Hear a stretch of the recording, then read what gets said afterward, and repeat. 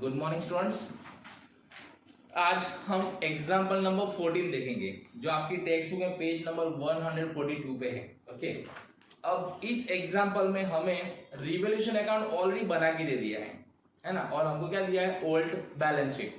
तो अब इसमें हमें क्या करना है, तो अब जब भी हमको रिवॉल्यूशन अकाउंट दिया है और ओल्ड बैलेंस शीट दी है, तो जब ओल्ड बैलेंस शीट दी है तो हमको न्यू बैलेंस तो बनानी है, लेकिन जब रिवॉल्यूशन अकाउंट दिया है तो रिवॉल्यूशन अकाउंट से हमें जर्नल एंट्री करनी है। अब तक हमने क्या किया, जनरल एंट्री लिखी, उसके ऊपर से हमने क्या बनाया, रिवॉल्यूशन अकाउंट। इस एग्जांपल में हमको एडजस्टमेंट नहीं दिए, लेकिन क्या दिया है, रिवॉल्यूशन अकाउंट।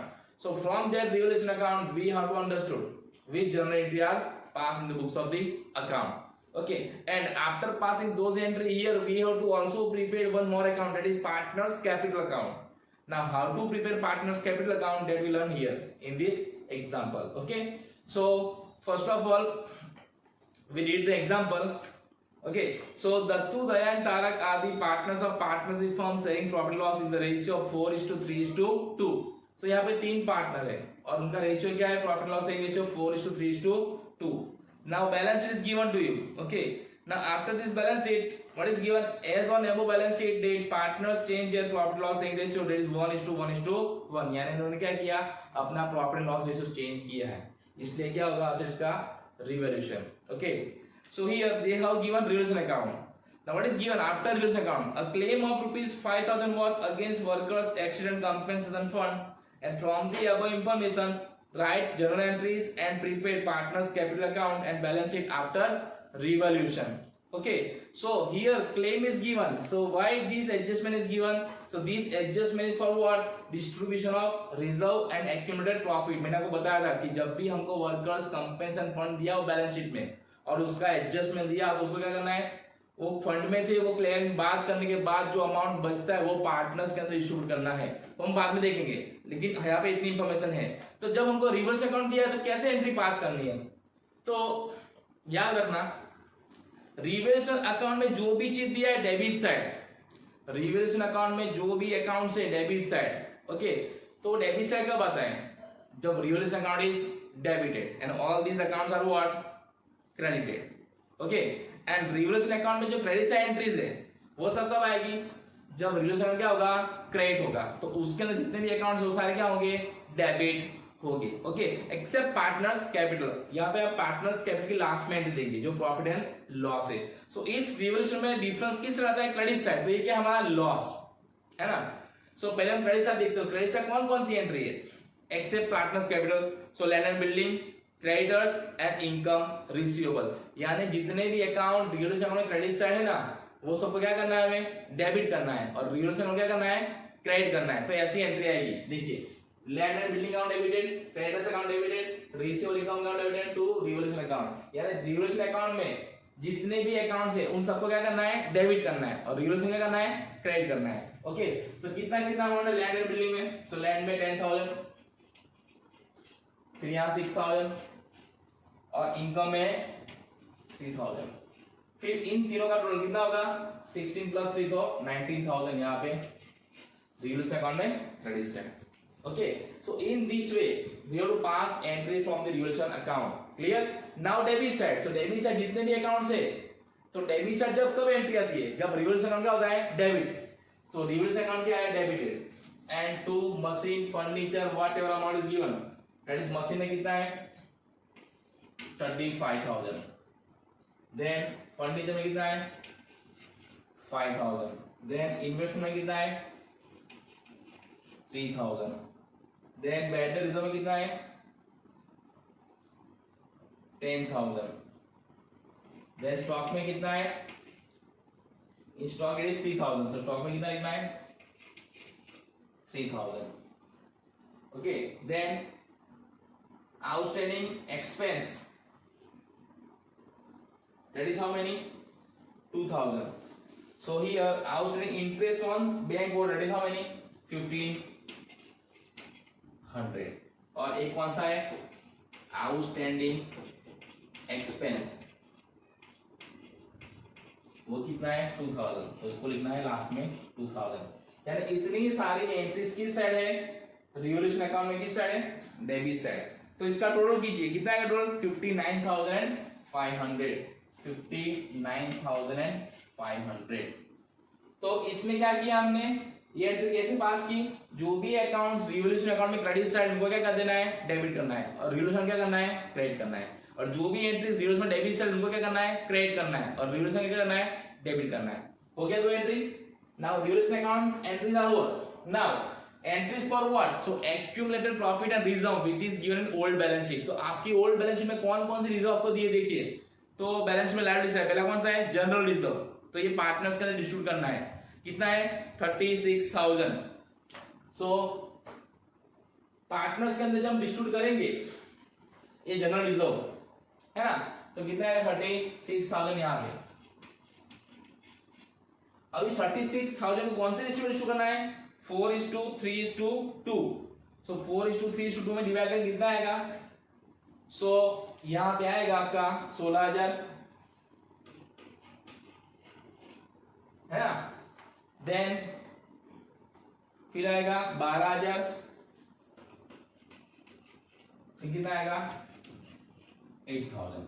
ये 36,000 को मैंने 4:3:2 में डिवाइड किया है ना, 36,000 इंटू 4/9, 36,000 इंटू 3/9, 36,000 इंटू 2/9। क्लियर, तो आपको ये आंसर मिल जाएगा।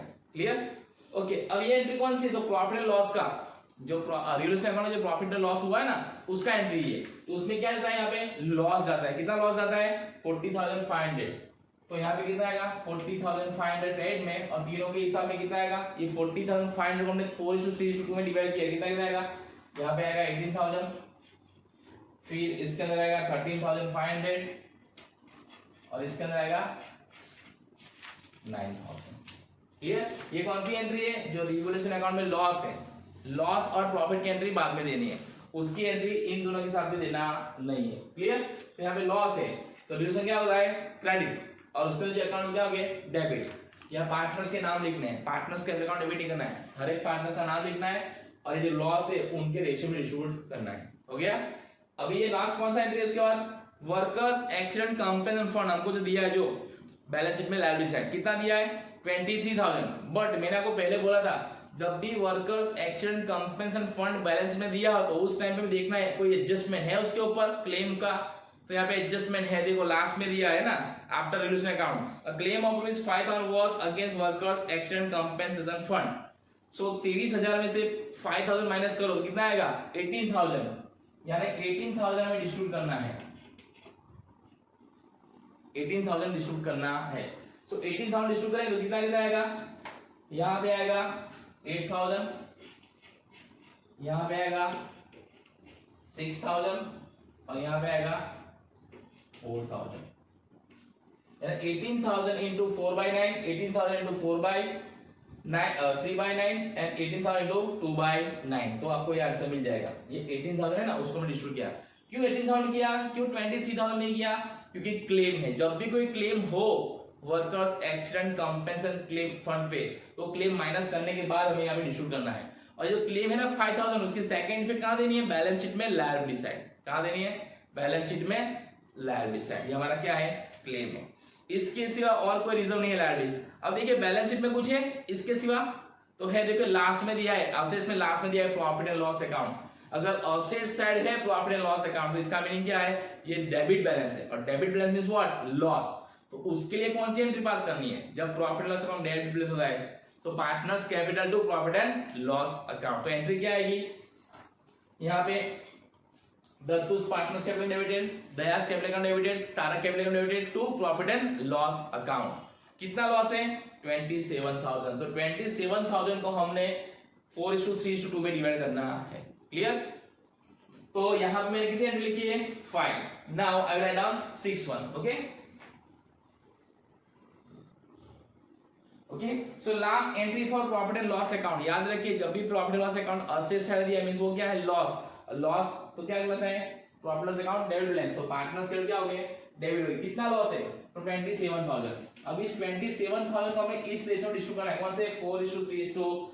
तो कितना कितना आएगा, 12,000, फिर आएगा 9,000, फिर आएगा 6,000। क्लियर, सो 27,000 को हमने क्या किया 4:3:2 में क्या किया डिवाइड किया पार्टनर्स के अंदर। क्लियर? और ये क्या है sorry here it is profit and loss account, it is profit and loss account not revaluation account. Okay, क्योंकि प्रॉफिट एंड लॉस अकाउंट का क्या कौन सा बैलेंस है डेबिट बैलेंस है, और जब भी डेबिट बैलेंस क्या करना है उसको क्रेडिट करना है, और पार्टनर्स कैपिटल क्या करना है डेबिट करना है।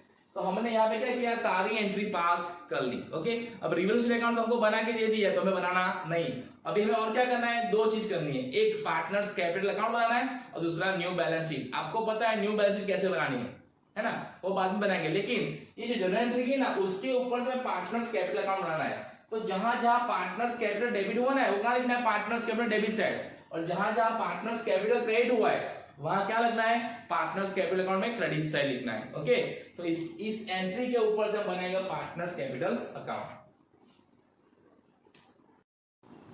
Okay, now in this way we have to draw partners capital account. Now particulars, then name of three partners. If there are three partners, then we have to draw how many columns? 3 columns. 2, then 2. Okay, so Dattu, Daya and Tarak. These are debit side and these are credit side. Dattu, Daya and Tarak. Now after drawing this account, first we have to note down the balance. अब ये balance आपको कहां से मिलेंगे, तो आपको जो old balance sheet दी है ना उसमें आपको दिए देखो कैपिटल अकाउंट, तो यहाँ पे क्या लिखना है credit side by balance brought down.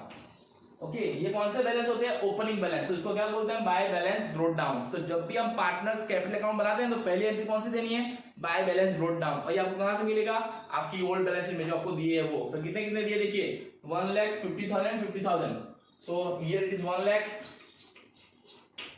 Then 50,000 and 50,000। Okay, ऐसे बैलेंस ब्रोट डाउन कर देने। उसके बाद जो हमने जनरल एंट्रीज पास की है उसमें देखना है, तो पहले कौन सी एंट्री पास की हमने, सो वो लॉस वाली है ना, रिवैल्यूएशन अकाउंट में क्या आता है लॉस। तो जब लॉस होता है रिवैल्यूएशन अकाउंट में तो पार्टनर्स कैपिटल क्या होंगे डेबिट। अब आपको ये पता होना चाहिए कि जब भी रिवैल्यूएशन अकाउंट लॉस होता है तो पार्टनर्स कैपिटल में कहां लिखा जाएगा डेबिट साइड, क्योंकि इससे पार्टनर्स कैपिटल क्या होती है डिक्रीज। तो यहां कितना है टू रिवैल्यूएशन अकाउंट, और तीनों का हमने अलग अलग काउंट किया है ना 4:3:2 में, तो कितना जाएगा 18,000 देन 13,500 और 9,000 हो गई है। जो हमने रिवैल्यूएशन का जो लॉस डिस्ट्रीब्यूट उस एंट्री से हमने लेजर पोस्टिंग की है ना, उसमें पार्टनर्स कैपिटल अकाउंट डेबिटेड है तो पार्टनर्स कैपिटल डेबिट साइड, जिसका जितना है शेयर उसके कॉलम में वो लिखना है, ये गलती ना हो जाए है ना। जिस नाम जैसे हमने लिखे हैं जिस तरह से हमको एग्जाम में दिए उसी तरह नाम लिखना है, पहला तारक का ऐसा नहीं दत्तू दया तारक। ओके, तो गलती नहीं होगी। देन उसके बाद क्या किया हमने जनरल रिजर्व को डिस्ट्रीब्यूट किया है, तो जब जनरल रिजर्व को डिस्ट्रीब्यूट किया तो उस एंट्री में देखिए पार्टनर्स कैपिटल अकाउंट क्रेडिट होते हैं, तो कहां लिखना है क्रेडिट साइड, और यहां पे क्या लिखना है bye general reserve, bye general reserve account. कितने कितने हैं, सो 36,000 हमने डिस्ट्रीब्यूट किया, कितना कितना आएगा 16,000 12,000 and 8,000, 16,000 12,000 and 8,000। Clear? Same way उसके बाद क्या डिस्ट्रीब्यूट किया हमने workers accident compensation fund account. So इसमें कितना कितना है तो देखिए एंट्री में मैंने आपको दिया है कितना कितना आएगा 8,000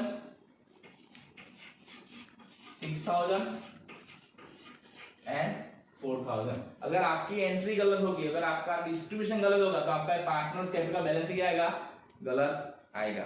ओके, अभी देखिए प्रॉफिट एंड लॉस अकाउंट जो हमें ओल्ड बैलेंस में दिया है उसकी एंट्री क्या थी, तो लास्ट वाली एंट्री, तो उसमें भी क्या होता है पार्टनर्स कैपिटल अकाउंट डेबिट कर देंगे to profit and loss account. और कितने अमाउंट है प्रॉफिट लॉस का 27,000, तो उसको कितना कितना मिलेगा 12,000 9,000 एंड 6,000। क्लियर? सो हमने जितनी भी एंट्रीज पास की है ना उन सबकी लेजर पोस्टिंग अब होगी देखो पार्टनर्स कैपिटल में है ना। तो यहाँ पे क्या देखना है जहां जहां पार्टनर्स कैपिटल अकाउंट क्या हुआ है क्रेडिट, कहां लिखा जाएगा वो क्रेडिट साइड। जिस एंट्री में पार्टनर्स कैपिटल अकाउंट डेबिट हुआ तो क्या लिखना है डेबिट साइड, और पर्टिकुलर में क्या लिखना है उसके अपोजिट जो अकाउंट है वो, और अमाउंट कौन सी लिखनी है जो आपको एंट्री में दी है वो है ना। रिस्पेक्टिव पार्टनर की अकाउंट रिस्पेक्टिव पार्टनर्स के अकाउंट में जानी चाहिए। अब ये सब करने के बाद में बैलेंस फाइंड करना है पार्टनर्स कैपिटल का। तो याद रखना पार्टनर्स कैपिटल अकाउंट का बैलेंस हमेशा क्रेडिट साइड का ज्यादा होता है, credit side is always more than debit side, है ना। तो यहाँ क्रेडिट साइड रोल करेंगे हम,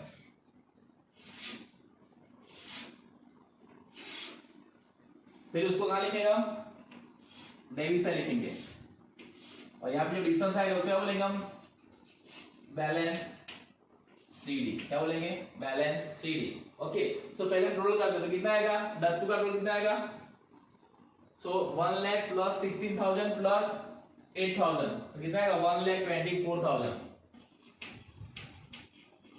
फिर यहाँ पे 50,000 प्लस 12,000 प्लस 6,000 कितना आएगा 68,000। यहाँ पे कितना आएगा 50,000 प्लस 8,000 प्लस 4,000 62,000। इनों को दोनों साइड रख देना एज इट इज 1,24,000, फिर कितना है 68,000 और फिर कितना है 62,000। अब इसके बाद क्या करना है, ये दोनों टोटल, ये दोनों अमाउंट इससे माइनस करनी है ना, 18,000 प्लस 20,000 कितना होगा 30,000। सो 1,24,000 माइनस 30,000 तो कितना आंसर आएगा 94,000,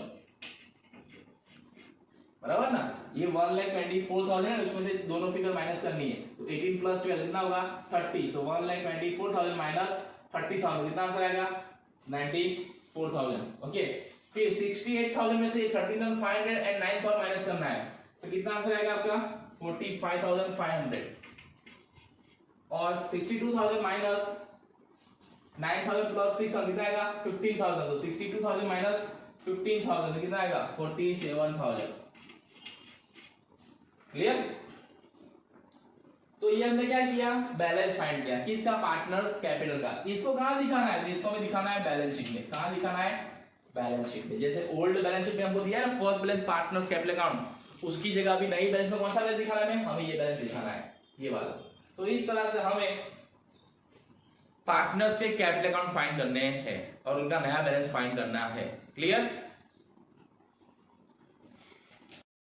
okay, now last, that is balance sheet. Now in balance sheet, old balance sheet is given. Now whatever changes we have made due to adjustment, that changes we have to made in this balance sheet. Okay, so first we take liability side. So first capital account.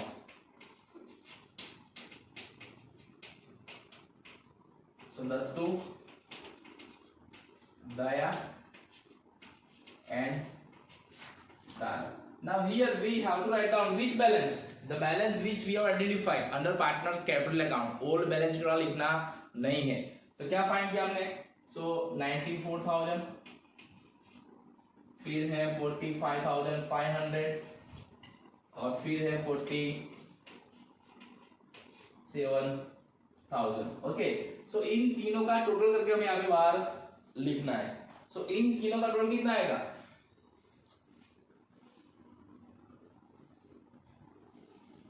so 94,000 plus 45,500 plus 47 1,86,500 है ना। आपको खुद से भी कर सकते हो, 0 0 0 5 5 plus 4 9 9 plus 7 16 16 then 6 1 9 1 10 10 plus 4 4 4 plus 18 so 1,86,500। okay, now after this reserve, now in reserve general reserve and workers accident compensation fund, ये दोनों हमने डिस्ट्रीब्यूट कर दिया है पार्टनर्स के अंदर, तो इसको नई बैलेंस में दिखाना नहीं है, लेकिन जो क्लेम है वर्कर्स का वो दिखाना है। So workers accident compensation claim account कितना आएगा 5,000, जो क्लेम की अमाउंट है वो हमें दिखानी है, रिजर्व दिखानी नहीं, क्योंकि हमने पार्टनर्स के अंदर डिस्ट्रीब्यूट कर दिया है और वो अमाउंट इसके अंदर आ गई ऑलरेडी, तो फिर से लिखना नहीं है, याद रखना। ठीक है, फिर क्या है 9% बैंक लोन, तो बैंक लोन हमें दिखाना है, कितना है बैंक लोन, तो बैंक लोन हमको दिया है 40,000, so as it is 40,000। Okay, उसका जो आउटस्टैंडिंग इंटरेस्ट है वो यहाँ पे प्लस करना नहीं है, उसको अलग से दिखाना है। फिर उसके बाद क्या है क्रेडिटर्स, सो क्रेडिटर्स में कोई एडजस्टमेंट था, सो आपको जो रिलेटिव अकाउंट दिया उसमें क्रेडिट से कोई एडजस्टमेंट था नहीं था, तो एज इट इज क्रेडिटर्स में कोई चेंजेस करना नहीं है। कितने 50,000, तो 50,000 के 50,000। उसके बाद बिल्स पेएबल, उसमें कोई एडजस्टमेंट था तो उसमें कोई एडजस्टमेंट नहीं था, एज इट इज। तो बिल्स पेबल कितना आएंगे, जितने हैं उतने के उतने, कितने हैं 20,000, तो उसमें भी कोई चेंजेस करना नहीं है। फिर bank overdraft, bank overdraft that is BOD, okay, then how many days 8,000, इसमें कोई चेंजेस है नहीं, हो गए ना। उसके सिवा दो एडजस्टमेंट थे, है ना। रिवोल्यूशन अकाउंट में देखिए डेबिट साइड दिया आपको, एक कौन सा दिया है, आउटस्टैंडिंग एक्सपेंस अकाउंट, एंड दूसरा बैंक ओवरड्राफ्ट इंटरेस्ट अकाउंट। तो वो दोनों भी यहां पे लिख देना है, पहला आउटस्टैंडिंग एक्सपेंस अकाउंट, दूसरा क्या है, outstanding interest on bank overdraft. So outstanding expense कितना है हमारा 2,000 और बैंक इंटरेस्ट कितना बाकी है 15,000। ये दोनों एडजस्टमेंट भूल मत जाना, ये दोनों एडजस्टमेंट में होंगे, है ना। ओल्ड बैलेंस में जो दिया वो पहले कर देना है, बाद में क्या करना है, adjustment. Now this side is over, now this side asset side. Now asset side, so first land and building. So land and building में क्या हुआ है, अब यहाँ पे एडजस्टमेंट दिए, लेकिन रिवोल्यूशन अकाउंट में देख लेना है, जो असेट्स रिवोल्यूशन अकाउंट में क्या लिखी है क्रेडिट साइड, तो उसमें प्लस करना है, और जो असेट्स रिवोल्यूशन कहाँ लिखी है डेबिट साइड, तो उसको क्या करना है, माइनस करना है। तो लैंड एंड बिल्डिंग कहाँ लिखा है रिवोल्यूशन में क्रेडिट साइड, कितना 10,000, तो यहाँ प्लस करना है, इंक्रीज कितना 10,000। What is the old value, it is 90,000। Now total how many 1 lakh outer side, okay। Same way after land and building what is that, machinery. So machinery कहाँ लिखा है, देखिए रिवोल्यूशन में कहाँ लिखा है डेबिट साइड, क्या होगा माइनस, यानी डिक्रीज, ओके। कितना वैल्यू मशीनरी का ओल्ड बैलेंस शीट में 80,000, और डिक्रीज कितना हुआ रिवोल्यूशन में, देखिए 35,000, तो इसमें 35 माइनस कीजिए, तो बाहर कितना आएगा 45,000, 80,000 माइनस 35 कितना आएगा 45,000। उसके बाद क्या है फर्नीचर, तो फर्नीचर भी कहां दिया है हमको, वो भी कहां दिया है रिवोल्यूशन में डेबिट साइड, तो भी क्या होगा माइनस, माइनस यानी डिक्रीज। चलो फर्नीचर की वैल्यू कितनी है ओल्ड बैलेंस शीट में 20,000, और माइनस कितना किया हमने 5,000, तो कितना वैल्यू होगा 15,000। देन इन्वेस्टमेंट, तो इन्वेस्टमेंट भी कहां लिखा है रिवोल्यूशन में, वो भी डेबिट साइड लिखा है, तो भी क्या होगा माइनस यानी डिक्रीज। तो कितना वैल्यू इन्वेस्टमेंट का है ओल्ड बैलेंस शीट में 15,000, और कितना माइनस किया हमने 3,000, तो बाहर कितना आएगा 12,000। क्लियर ना। उसके बाद क्या है डेटर्स, सो डेटर्स कितना है हमारा, सो इट इज 80,000, और बैड डेट्स में कोई एडजस्टमेंट नहीं, तो बैड डेट्स एज माइनस करो, कितना है बैड डेट्स 4,000, कितना आएगा 76,000। अब इसमें से क्या माइनस करना है बीडीआर, लेकिन बीडीआर में क्या बोले, देखिए बैड डेट रिजर्व में हमें रिवोल्यूशन अकाउंट में डेबिट साइड 10,000 और दिया है। अब बैड डेट रिजर्व जब रिवोल्यूशन अकाउंट डेबिट साइड लिखा है ना, इसका मीनिंग क्या इतना इंक्रीज हुआ है, तो पुराना कितना था आपको जो दिया है ओल्ड बैलेंस में 6,000, तो अभी नया कितना हो जाएगा हमें 16,000। 16 कैसे हो पता है 6,000 old and 10,000 we have created new, है ना, 10,000 ने अभी क्रिएट किया ड्यू टू रिवोल्यूशन। सो बाहर कितना आएगा अभी 60,000। क्लियर 6,000 हमको ऑलरेडी लास्ट ईयर हमारा था बैड डेट रिजर्व, और इस साल हमने अभी 10,000 नया क्रिएट किया, सो 10,000 प्लस 6,000 तो कितना किया 16, तो 16,000 माइनस करना है, ओके। देन इसके बाद क्या है bills receivable, BR means what bills receivable, उसमें कोई एडजस्टमेंट है नहीं है, तो एज इट इज कितना 5,000, ओके। उसके बाद क्या है स्टॉक, तो स्टॉक में कितना वैल्यू आया, उसमें भी एडजस्टमेंट है, कितना वैल्यू था 15,000, और हमने कितना माइनस किया था वहां पे डेबिट साइड में 3,000, तो स्टॉक कितना आएगा 12,000। 12,000 कैसा आता है लिखना ब्रैकेट में क्या है, सो 15,000 माइनस 3,000, कि मेरे पास स्पेस नहीं इसलिए मैंने इस तरह लिखा है, ओके। आप ऐसे लिखना जैसे मैंने लिखा है, तो 15,000 माइनस 3,000 डिक्रीज, तो कितना आएगा बाहर 12,000। कैश बैलेंस उसमें कभी कोई एडजस्टमेंट होता नहीं है, so cash balance as it is, कितना है कैश बैलेंस 55,000, तो it is 55,000 as it is. Cash balance 55,000 as it is लिखना है। ओके, और लास्ट में प्रॉफिट एंड लॉस अकाउंट, इसको दिखाना नहीं है, क्यों? हमने इसको डिस्ट्रीब्यूट कर दिया है ऑलरेडी, है ना। तो जो चीज हमने डिस्ट्रीब्यूट कर दिया पार्टनर्स के अंदर से ओल्ड बैलेंस शीट से, उसको फिर से न्यू बैलेंस शीट दिखाना नहीं है, क्योंकि उसकी इफेक्ट इसके अंदर आ चुकी है, जो हमने पार्टनर्स कैपिटल अकाउंट बनाया उस पे दे दी है। Clear? Now you have to do both side total, आपको दोनों साइड रोल करना है। तो कितना आएगा अगर आप दोनों साइड रोल करेंगे? ओके, सो इस साइड का कीजिए पहले और उसके बाद इस साइड का। ओके, अभी इसमें एक एंट्री और बाकी, कौन सी? रिसीवेबल इनकम, जो हमें रिवोल्यूशन अकाउंट में दिया है। देखिए तो वो भी क्या है? हमारी एसेट्स है, तो यहाँ पे लिखना है रिसीवेबल इनकम। कितनी है वो? 3,000। यहाँ पे मैंने दो एंट्री रब कर दी है क्योंकि मेरे पास स्पेस नहीं थी, इसलिए, है ना। आपको ऐसा नहीं करना है, आपको इसके नीचे लिखना है। तो लास्ट में क्या आएगा? रिसीवेबल इनकम कितना? 3,000, जो हमें रिवोल्यूशन अकाउंट में दिया है। कहाँ दिया है? Credit side. अगर रिवोल्यूशन अकाउंट में क्रेडिट साइड दिया है रिसीवेबल इनकम, तो कहाँ लिखना है? दूसरी इफेक्ट उसकी बैलेंस शीट में असेट साइड। अगर रिवोल्यूशन अकाउंट में डेबिट साइड दी आउटस्टैंडिंग एक्सपेंस, तो उसकी एंट्री कहाँ देनी है? बैलेंस शीट में लायबिलिटी साइड। अब दोनों साइड रोल करना है। अगर दोनों साइड रोल करोगे तो दोनों सेम आना चाहिए, that is 3,07,000, 3,07,000। Clear? So in this way we have to prepare journal entries from the revaluation account, then we have to prepare what? Partners capital account, and after preparing partner capital we have to prepare new balance sheet.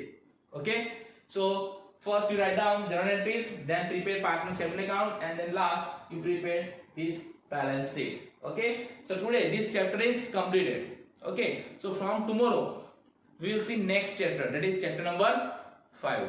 Okay, thank you and have a nice day.